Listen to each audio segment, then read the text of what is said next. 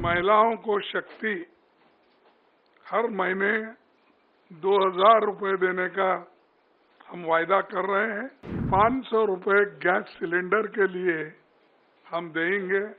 विधवा पेंशन को 6000 रुपये और ओपीसी जो भी स्कीम है, जो भी योजना है उसके तहत मिलेगा। भर्ती विधान के तहत 2 लाख पक्की नौकरी युवाओं को हम देंगे। मैं सिर्फ इतना कहूंगा कि हमारे 7 पॉइंट जो है, वायदे जो है, इसको हम खासकर 7 वर्ग में इसका बंटवारा किया है। एक तो महिलाओं को शक्ति हर महीने 2000 रुपये देने का हम वायदा कर रहे हैं और 2000 रुपये देकर हम रहेंगे हमारी सरकार आने के बाद। 500 रुपये गैस सिलेंडर के लिए हम देंगे और मोदी जी की सरकार बढ़ाते जाती है, लेकिन हम उसको घटाते जाएंगे। दूसरा है सामाजिक सुरक्षा को बल, जैसा कि बुढ़ापा पेंशन है, दिव्यांग पेंशन है, विधवा पेंशन है और ओल्ड पेंशन स्कीम। ये इसको हम पूरा अनुष्ठान में लाएंगे, उसको इम्प्लीमेंट करेंगे। और जिसका आंकड़े उन्होंने बताया कि बुढ़ापा पेंशन 6000 रुपये और दिव्यांग को 6000 रुपये, विधवा पेंशन को 6000 रुपये और ओपीसी जो भी स्कीम है, जो भी योजना है उसके तहत मिलेगा। और तीसरा वायदा है युवाओं को सुरक्षित भविष्य। भर्ती विधान के तहत 2 लाख पक्की नौकरी युवाओं को हम देंगे, क्योंकि इतने सरकारी नौकरियां खाली है, वो कोई सरकार भर्ती नहीं कर रही। देश में हमने इससे पहले भी कहा कि सिर्फ सेंट्रल गवर्नमेंट में कम से कम 30-35 लाख वैकेंसीज है, सेंट्रल गवर्नमेंट भर रही नहीं। और हर स्टेट में जितने सरकारी नौकरीज हैं वो भर्ती इसलिए नहीं कर रहे हैं कि केंद्र सरकार के पास तनख्वाह देने के लिए पैसा नहीं है। और ये जो युवाओं को हम ये नौकरी का वायदा कर रहे हैं, इसको हम निभाएंगे। हर परिवार को खुशहाली के तरफ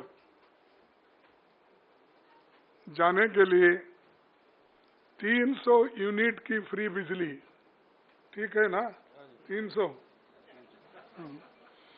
300 यूनिट की फ्री बिजली और 25 लाख तक मुफ्त इलाज, जैसा कि पहले हमारे भाई गहलोत ने राजस्थान में शुरू किया था, वैसा आज फिर हम हरियाणा में यही लागू करेंगे। तो ये दोनों भी जो फ्री बिजली और मुफ्त इलाज, ये बहुत ही पक्का है और गरीबों को इससे बहुत फायदा होगा, किसानों को भी फायदा होगा।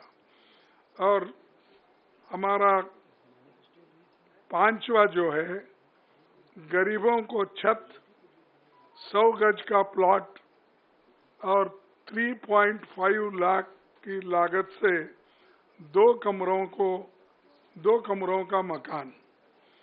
तो ये देखिए जरा, ये कम होता है, क्योंकि 2 में क्या करना, उसके लिए बाद में सोचिए, क्योंकि पकाना किधर, सोना किधर। कम से कम एक किचन तो अगर रहा तो उसको ऐड कर दीजिए। हाँ, तो न फिर ठीक है, लेकिन देखिए, मैं अब तो फिर वायदा नहीं करता, क्योंकि आप अपने बजट को देखकर ये वायदे किए हैं। तो इसीलिए जब आपकी हालत सुधरेगी तो उस पर विचार कीजिए। फिर किसानों को समृद्धि, ये तो आप सभी को मालूम है, हम भी लड़ रहे हैं। राहुल गांधी जी भी एमएसपी के लिए बहुत लड़े, अभी भी लड़ रहे हैं। उसके अलावा एमएसपी की जो कानूनी गारंटी है, उसके लिए हम पार्लियामेंट में इलेक्शन में भी ये वायदा किया था। हमारे हरियाणा कांग्रेस कमेटी के आज के नेता लोग भी इस हरियाणा कांग्रेस का संकल्प पत्र में भी ये लिखा गया है, तो इस एमएसपी गारंटी का भी वो काम करेंगे। आखिरी में पिछड़ों को अधिकार, जातिगत सर्वे का, जातिगत जनगणना करने का बात हम ये पार्लियामेंट में भी उठाए थे और पार्लियामेंट के चुनाव में भी हमने इसका प्रचार किया।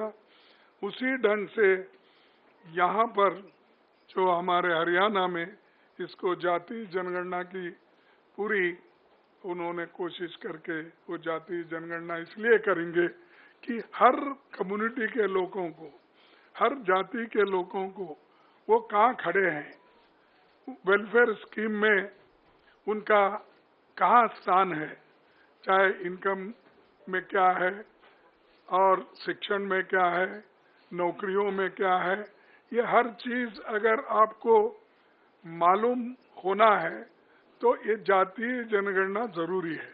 इसीलिए वो काम हमारे हरियाणा की कांग्रेस पार्टी कर रही है और ये वायदा उन्होंने किया है और इसको हम अमल में लाएंगे।